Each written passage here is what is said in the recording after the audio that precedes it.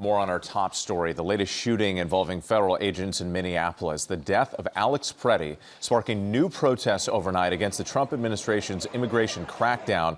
Video of this shooting is graphic and may be difficult to watch. People on the scene recording part of the confrontation, showing a man in a struggle with agents, then taken to the ground. An officer suddenly opens fire in the chaos, leaving the man lifeless on the ground. Protesters remained at the scene for several hours, finally being dispersed as federal agents fired tear gas.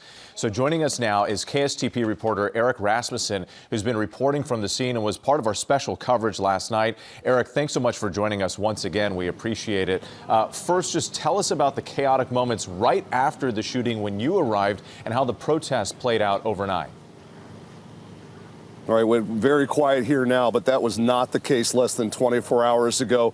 When we arrived on scene just a couple of hours after that deadly shooting, we were standing right where I am right now, a photographer and I getting ready for our very first live report. You had a line of protesters and a line of federal officers in riot gear. But as calm as a protest like that can be, we didn't get a sense of anything urgently about to happen. But then it all changed in an instant.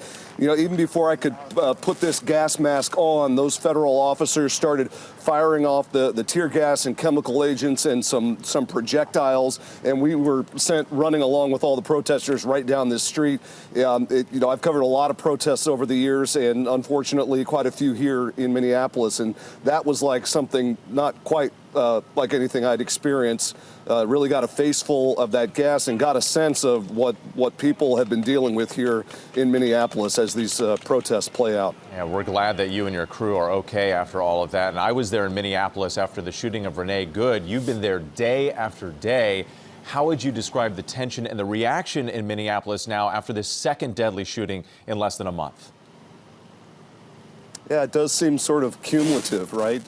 We've been seeing the protests, the outrage build and build after Renee Good was killed, sort of waves of protest. But then on a Saturday morning, to have another deadly shooting at the hands of federal officers, you know, people were out here in mass. And I got a real sense of outrage, not just for that one incident, but everything that this city's been going through.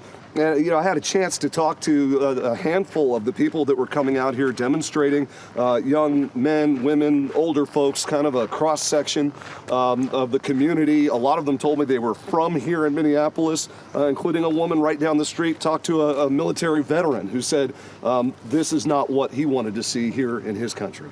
Eric Rasmussen, once again, thank you so much for your time. A late night and early morning. We truly appreciate it. Thanks so much.